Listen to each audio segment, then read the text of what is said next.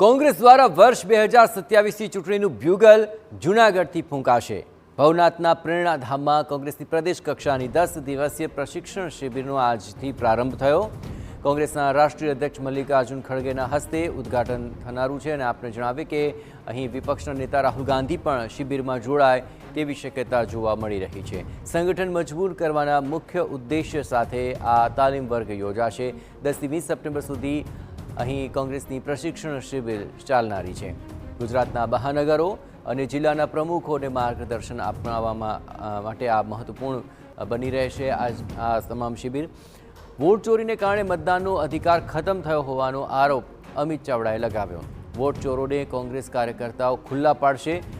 બેરોજગારો, ખેડૂતો અને મહિલાઓ સામેના અત્યાચાર સામેની લડતનું પણ આયોજન થયું હોવાનું પણ તેમણે જાણકારી આપી। શિબિરના આયોજન બાદ રોડ મેપ જાહેર કરાશે તેવો દાવો અમિત ચાવડાએ કર્યો હતો।